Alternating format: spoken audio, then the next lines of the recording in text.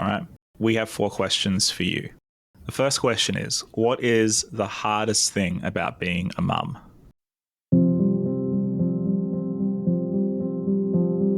Feeling like your job's never complete. Particularly in the early days when the kids were little, was the constancy of it, that you don't get a break. And it's hard to take care of yourself and nurture yourself in those conditions. Trying to live in the moment and not try to rush things. Time can feel so slow when you're in it, but looking back, even in the last month or the last year, time goes so fast. The hardest thing about being a mum is not knowing if I'm doing it right. The sacrifices you have to make and the internal arguments that you have with yourself because you want to make them, because you want to do what's best for your children and for your family, but you also want to do what you want to do in your life, whether it's career or going away or whatever. There's always somebody else's feelings and needs to be considered.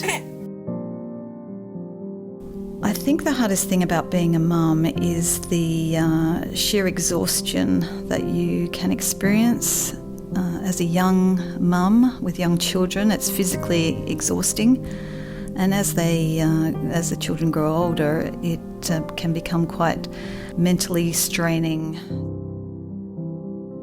The overstimulation and intensity of having a young person constantly making noise and jumping all over you, touching you, needing your attention, it's a lot. So I am very grateful when I can come to work and have a moment of peace and quiet.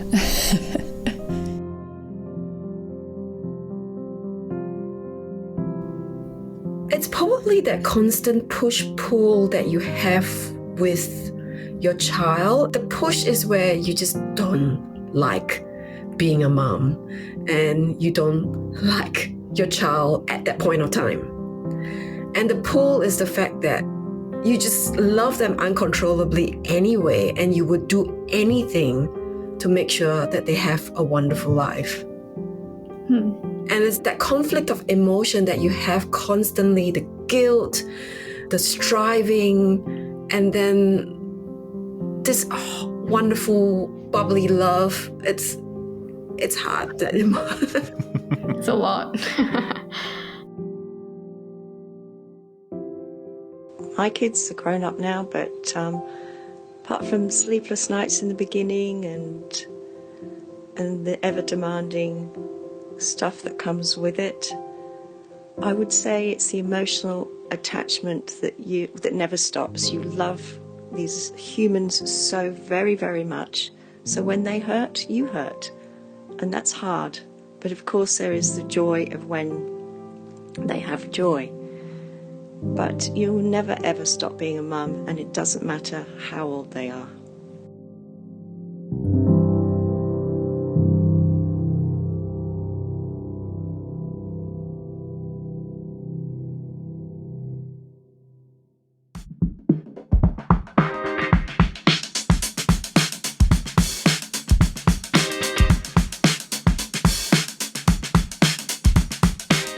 Everyone has a mum in their life, and if you don't, you probably know one or two.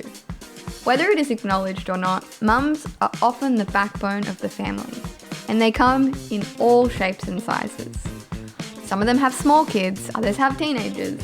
Some mums are also grandmothers, while other mums have a habit of collecting children, giving them the love and care they perhaps never got from their biological parents.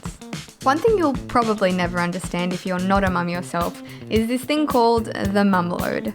Maybe you've never even heard of that term before, but for mums, this is an all too familiar pressure that is felt on a daily basis. Do my kids have enough to eat in their lunchbox for tomorrow? Is the food nutritious enough? Is their school uniform clean? Have they done their homework? Has the rubbish been taken out to the curb? Did I remember to buy that gift for the birthday party on the weekend? These are the kinds of things that are going on in mothers' minds all the time. In this episode, we are talking to Melody Tan. Melody is the director of Mums at the Table, and recently she wrote an article about the mum load, parenting, and the mental breakdown she had a few years ago. We also thought we'd ask a few mums we know a series of questions about motherhood, which you'll be hearing throughout the episode. But for now, let's talk to Melody and find out exactly what she means when she talks about the mum load.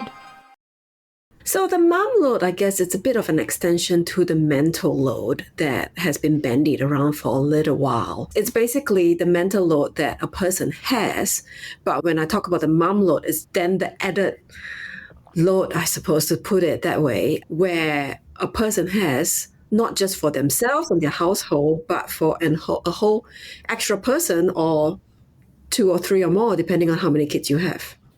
Is there such a thing also, obviously you've mentioned the mum load, is there also such a thing as a dad load? Because obviously we have mums have a lot of roles, but we've also got dads who are working and who are probably have mechanical things on their minds or house fixing things on their minds, or they still want to be with their children. It's an interesting concept, and I'm trying to shy away from making it a gender thing, but the reality is that it is a little bit of a gender thing. Studies have showed that even though in a family, even though if both parties work full-time and have children together, the women are generally the one that do more of the work, more of the household chores anyway.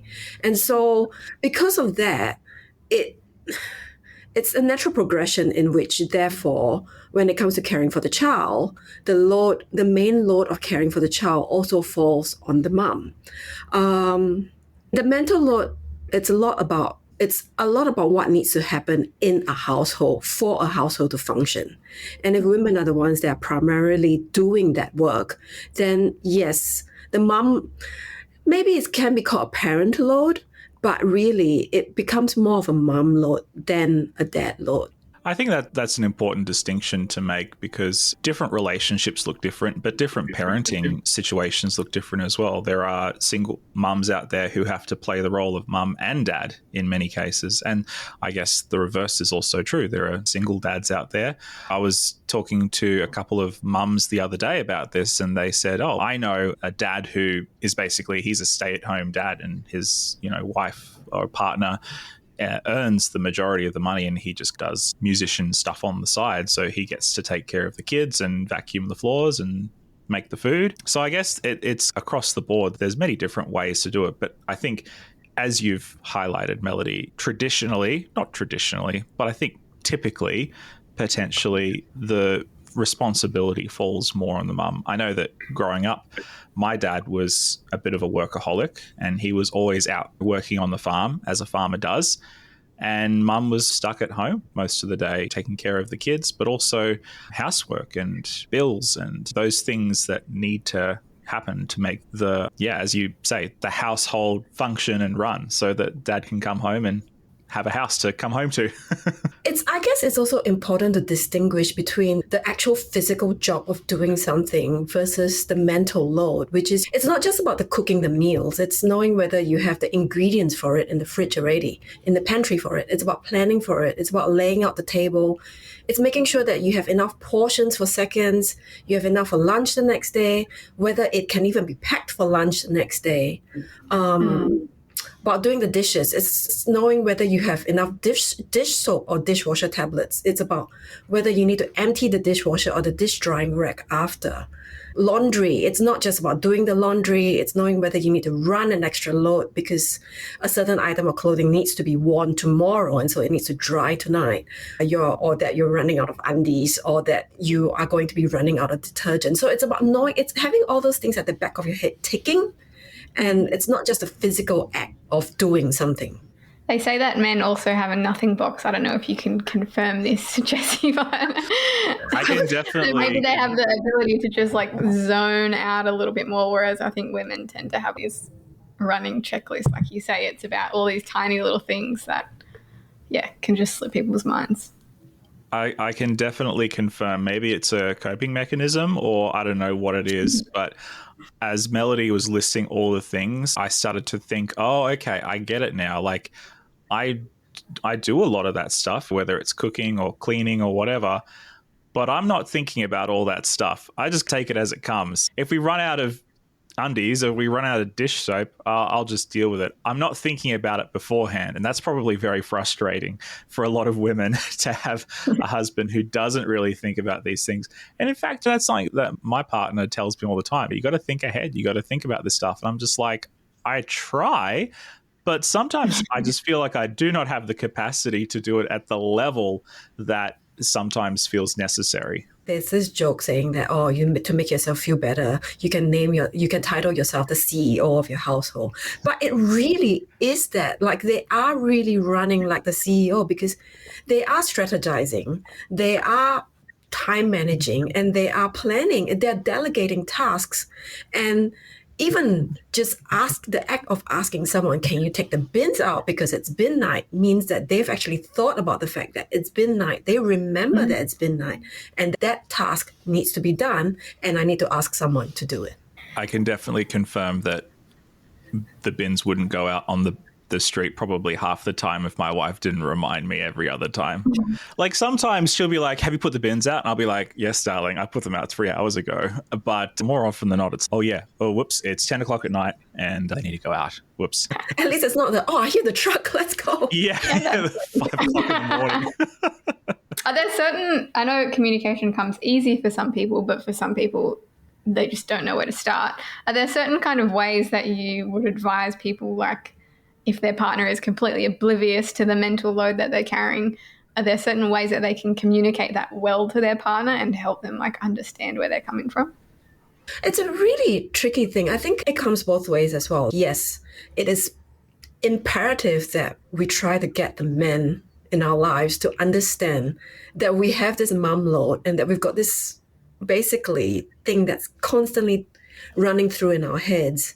Yeah, it's basically about having that chat and having them understand and explaining it this way. If you don't have the words to explain it, there are plenty of Instagram reels and TikTok shorts out there that actually explains what the mental load is. And if you can't explain it, just let them watch a few of those and they'll probably, hopefully get it. But I think the other thing as well is to recognize for yourself that you probably need to take a step back as well. It's something that I had to learn myself as well, because my husband, as much as I love him, does have a nothing box as well. And the thing is not that he doesn't want to help. It's just that he's a bit, shall we say, in comparison, a bit slower in helping. And that's a very charitable way to put it, Melody. I'm sure all the dads out there are going, oh, thank you. That feels good. I find that has helped me a lot as well because, I want to get this thing done because I'm planning ahead. I'm planning, 3 steps ahead. And so I'm like, if you get this done now, then there's 2 steps you can miss and then it can get done now. But the reality is that I've learned to take a few steps back myself, slow down a little bit myself. And instead of being 3 steps ahead, 1 step ahead, half a step ahead. And my husband will surprise me by actually doing it at the point of time when it's half a step ahead. And so taking that step back and actually deciding that this is not going to be part of my mental load sometimes does help as well. Second question, what do non-mums not get about what it's like to be a mum?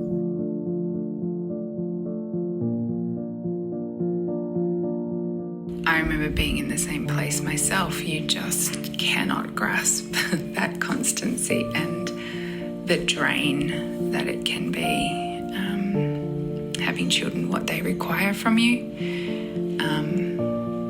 But that's okay. How can somebody who isn't a mum understand that? And I was the same. I guess maybe sometimes non-mums look at mums and think that we have it all figured out, but we're all just trying to wing it, basically. So many things. Like, when I look at myself pre-child, I don't like the pre-child me and how judgy I was with moms. A lot of non-moms, non-parents wonder why parents can be so regimented in a sense, and why they stick to routines and why they stick to schedules, and they seem to think, wow, it's better for the kid if they're a little bit more spontaneous, isn't it? The reason why we stick to routine is not because of the child, it's because of us. It's because the kid thrives in spontaneity. That's fine. The kid can do whatever they want when it's spontaneous, but it's the aftermath that the parents have to deal with that we're trying to avoid. I think something I wasn't expecting when I first became a mum was how much I would need to Google to work out how to be a mum. From the moment my daughter was born, I was Googling little things, just trying to work out how to do this mum thing. I think non-mums can't understand mums. They probably think, why can't you control your child in the supermarket? Why is your child crying on the airplane? I know I used to think those things before I became a mum. Your life is suddenly not quite the same as theirs anymore. I guess non-mums probably would not be aware of the sheer time it can take to get out the door with a little one of a day.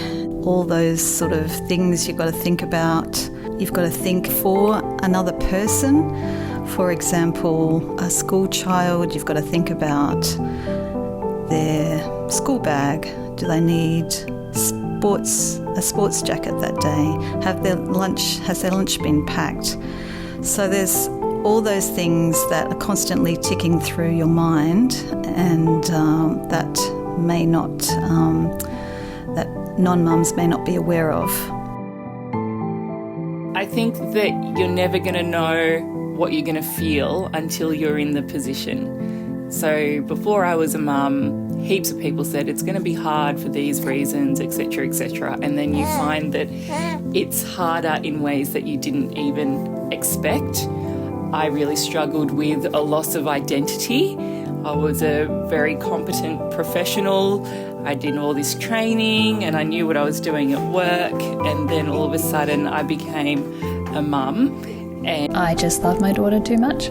Aside from sleep deprivation or the baby crying or whatever, it's feeling that total loss of control because you don't know what you're doing. Non-mums don't understand what freedom is. Having someone constantly dependent on you does slow things down, but it's still the best having someone with me.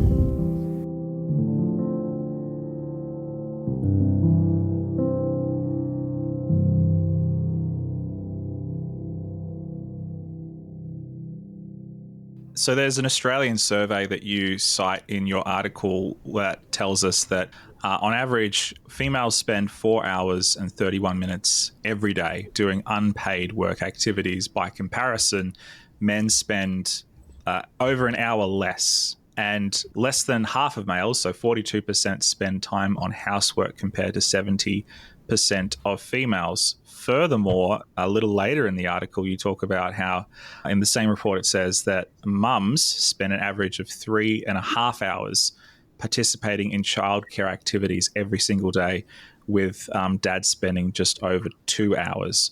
So I want to talk a little bit about the child aspect. That's probably the one thing that we haven't directly addressed quite yet, because it's one thing to have a household that you're trying to run between you and your partner. It's an entirely other thing when children enter into the equation. Can you talk to us a little bit about how having the baby that then grows up into a slightly larger baby, how does that affect the mum load?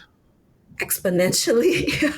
You're basically in charge and responsible for someone else's life then. Like, you want to teach your kids responsibility and you want to let them be independent.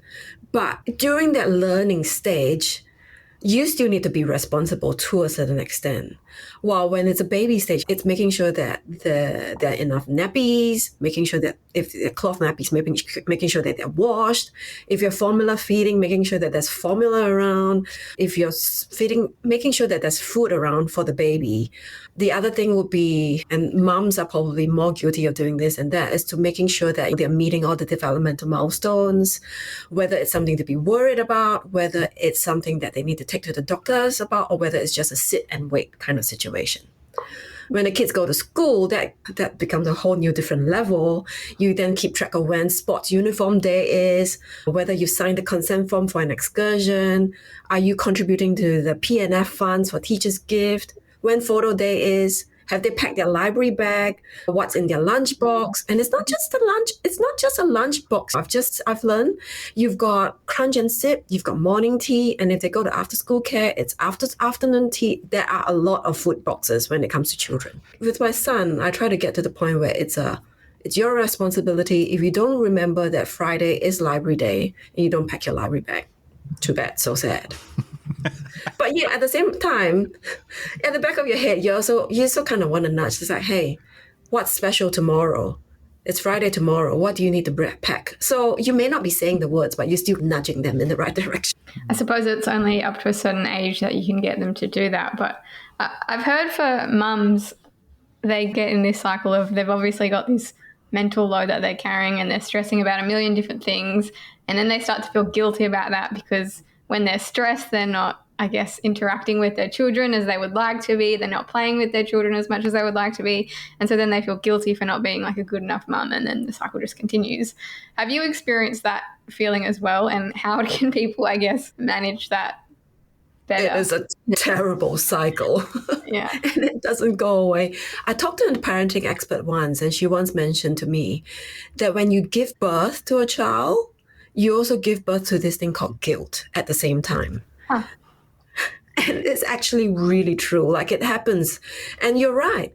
You are stressing about everything, and then you start thinking about stuff and you're not present. And then you start feeling guilty about being not present. And then you try to be present, but then you feel guilt. And it's difficult. This is actually another advice that I got from another parenting expert that I spoke to. And she actually mentioned the fact that for all the tips that parenting experts give, all the things that you should be doing, being present, not giving them screen time, helping them emotionally regulate, all the correct things that you should be doing as a parent, you really only need to get it right 3 out of 10 times. And that is a really low bar, a really achievable bar. And it really helps to alleviate the guilt. I'm not talking about the minimum standards that you need to give a child. You need to meet their needs and love them and be there for them and provide them for their needs.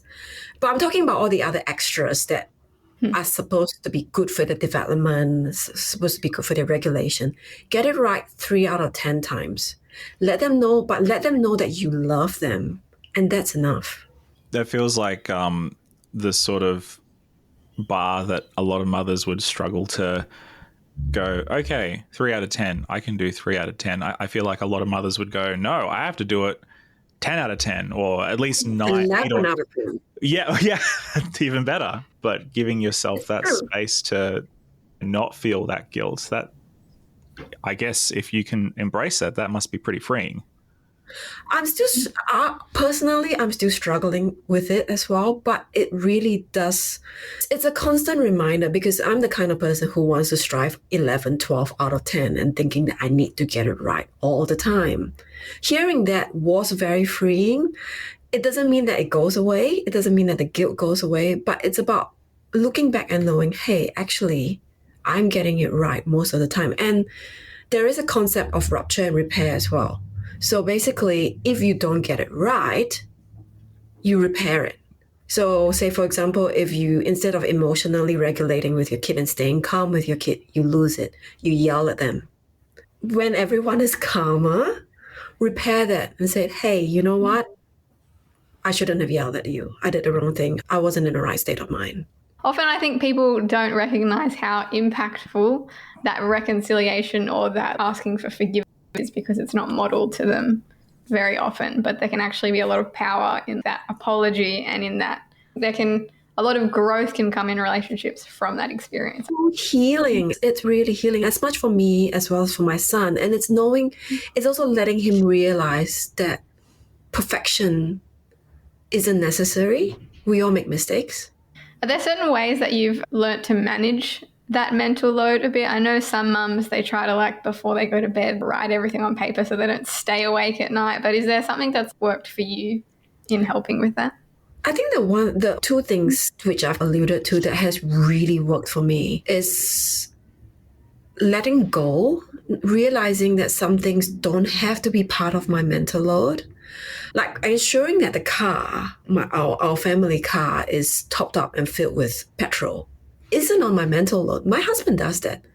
And so if he can do that, there are other things that I can relinquish as well, that I can choose to relinquish and let him take it. Probably the better thing to do is to discuss it and say that, hey, could you be responsible for this? And I'm not going to think about it, instead of just silently withdrawing and go, it's your responsibility and I'm not going to tell you about it.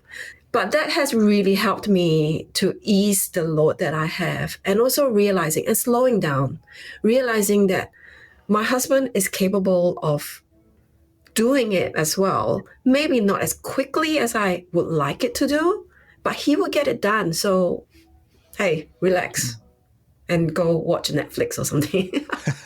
I can speak to that as well, because for those of you who don't know, I've got a 2-month-old baby, and that can be, Melody, you know what it's like to have a young baby. The first one especially is really hectic and very overwhelming and very difficult. And there have been times when I felt completely useless. I'll be trying to settle the baby, put her to sleep. She'll be screaming her head off. And as soon as I put her in the hands of her mum or her grandmother, she'll just settle down. And I'll just be like, what am I doing wrong? What's wrong with me? And that's one whole side of it. But the point is, I have actually found a lot of new joy in taking responsibility for other things, maybe some other things that I already had responsibility for, whether it's cooking the meals or making sure that our car insurance is paid or making sure the car is filled up or getting groceries or purchasing that thing off Amazon for my wife so that she can have some more comfort or whatever.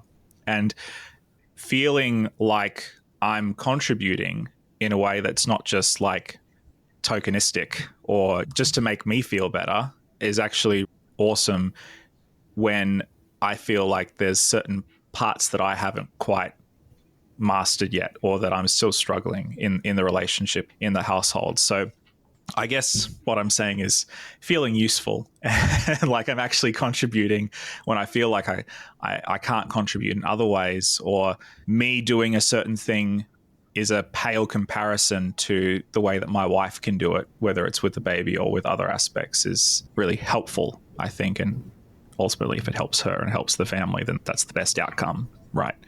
What you've mentioned actually reminded me of the very, very first conversation that I had with my husband surrounding this whole mum load thing.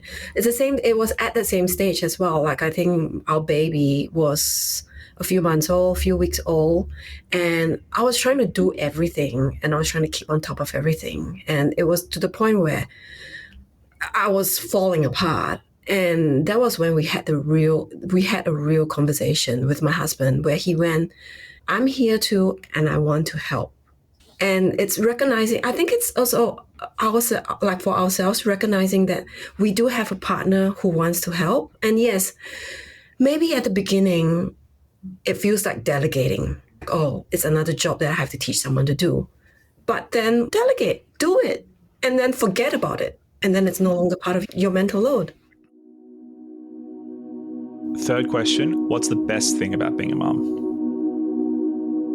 The best thing is seeing a part of you growing up and experiencing things and finding joy in things, and just the looks on their faces when they wake up and see you, or you walk through the door, they're so excited to see you home. Just that like unconditional love that they have for you is pretty amazing. The best thing about being a mum, I think, for me, has been watching my children grow and develop and flourish into their own little selves. The best thing about being a mum is just how funny children can be. We are constantly laughing and just cracking up at how funny my daughter is and her little personality quirks. And she is just, most of the time, a joy to be around. And it's so cool to just watch her character develop and her become a little person. Well, you never have or know a love like it.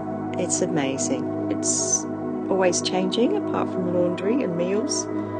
And you see the world differently through their ever-changing lens. They become your world and they grow you as a person. The best thing about being a mum are the cuddles and the smiles from my 2-month-old. Oh, definitely all the love and hugs you receive.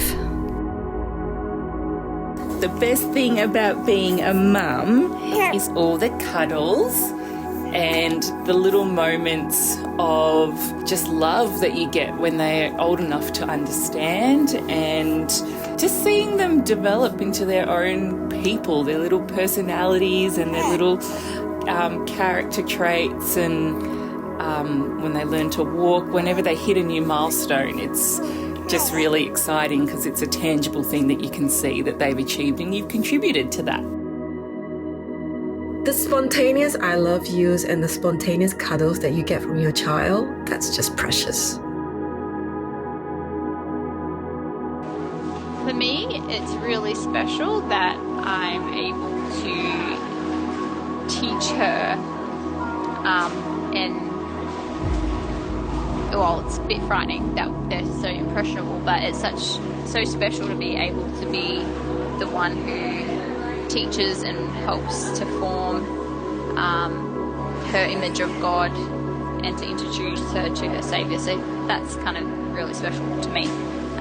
Lots of people I talk to about God and, even done Bible studies with, but they've still had some kind of picture of God, whether it be accurate or not, in their minds from someone else. Whereas Scout, I guess me and Robbie are the people imprinting that. So it's a bit of a scary thing that we're entrusted to do that, but I just think that's really cool. And I do just love seeing her grow and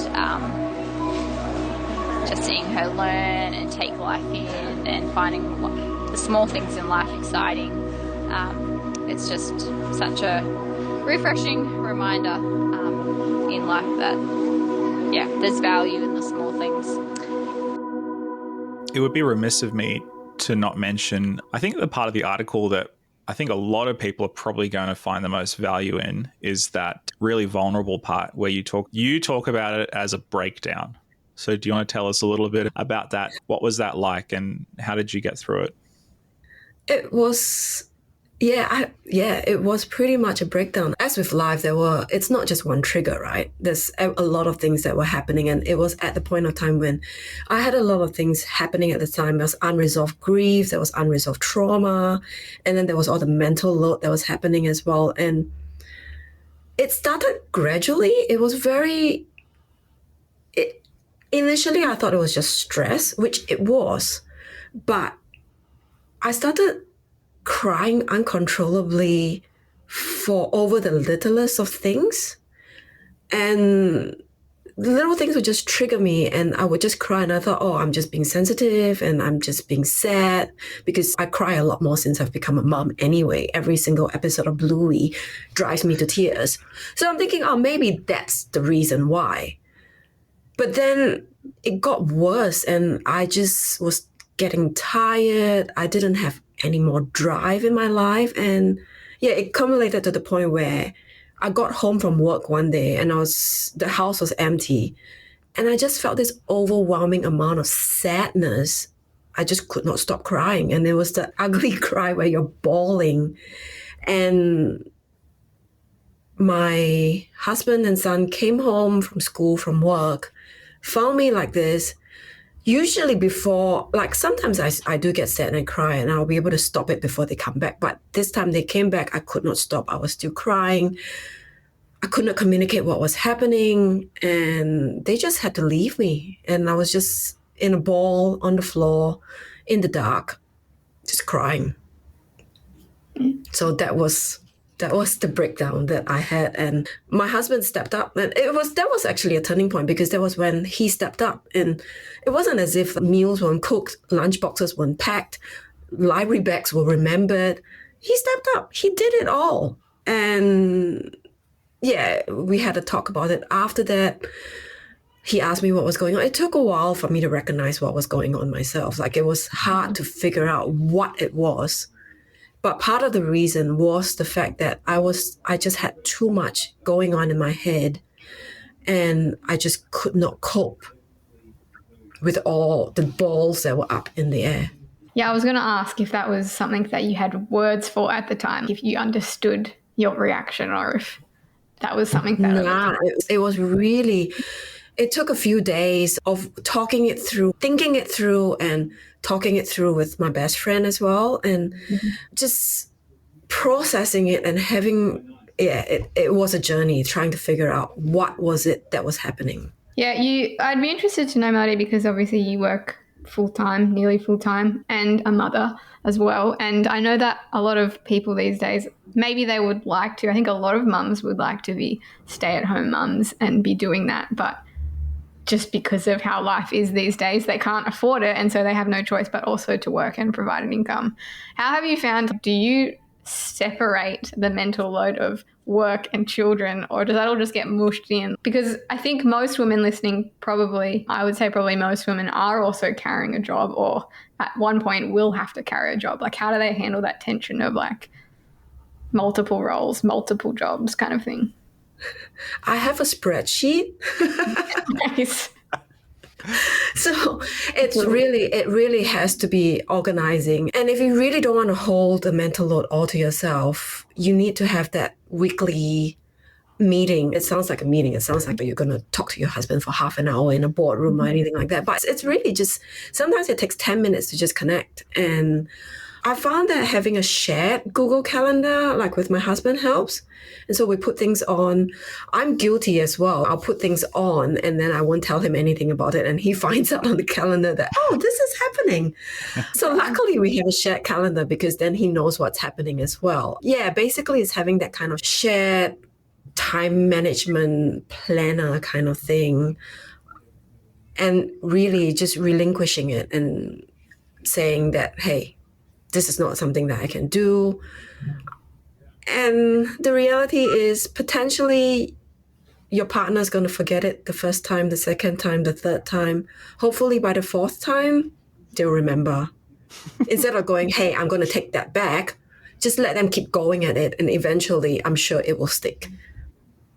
What advice would you give to a mum who is feeling the mental load but hasn't found the words to explain to their partner or to express how they're feeling? Do they need to go through a breakdown also in order to get that clarity? What do you reckon? Please don't go through a breakdown. It's not pretty and it's not fun. I think the first thing is to just give yourself some slack. I go back to the whole, you don't have to get it right 12 out of 10 times. 3 out of 10 is enough. And if you really get it wrong, it's okay. It's something that I'm trying to teach my son as well. Mistakes happen. Mistakes are fine. It's how you react after that. It's about trying to fix the mistake, and it's about seeing what you learn from the mistake. So get it wrong. Let it go wrong. It's fine. Give yourself some slack. You don't have to be perfect. Well, hey, thank you, Melody. I really appreciated the article, and I appreciated you talking to us today. If people want to get in touch with you and or Mums at the Table, how do they do that? Well, the easiest way would be mumsatathetable.com. Do you want to ask the last questions, Anita? The last question is, if you could take back being a mum, would you? It's an interesting one. I don't know. Like, I would like to say no. terrible. In my heart, I would say no, because if I didn't become a mom, I would not meet this wonderful child of mine. But yet, I terribly miss life without a child. Would I still have my kids? I think about this question. And yes, I still would, because life is fuller because of them and because they help me see God's love in a more full way, and that's a beautiful thing. Would I take back being a mum? Absolutely never, ever, ever, ever, ever, ever, ever, ever, ever, ever, ever, ever. Scout's awesome, so could not take that back ever. It's, the best. Would I take back being a mum? Well, no, I wouldn't. But there are times when I wonder how different my life would have been if I hadn't have become a mum. And also when the kids were going through hard stuff and just being a royal pain. Yes, there are times I would have liked to have chucked the job in. Absolutely. But would I want to have not been a mum? No, I love being a mum. Only for a night so I could sleep.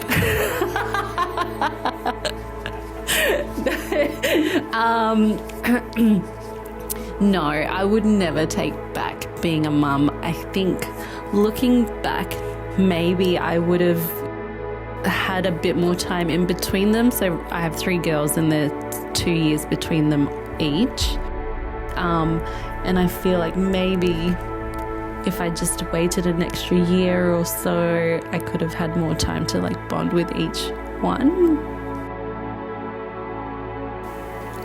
Only when I haven't had a lot of sleep, but otherwise, no.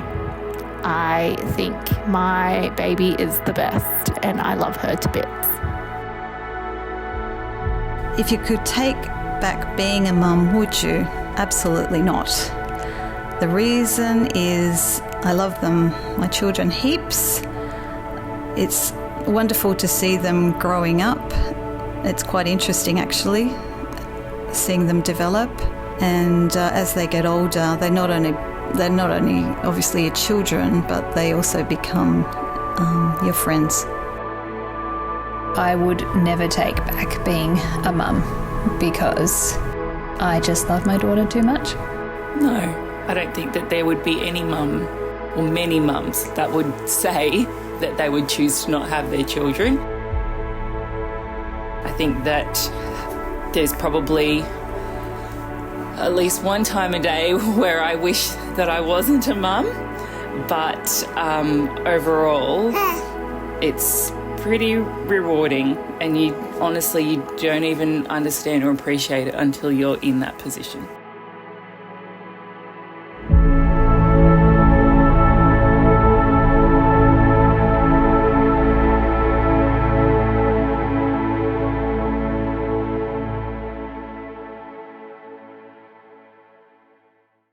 This is an Adventist Media podcast.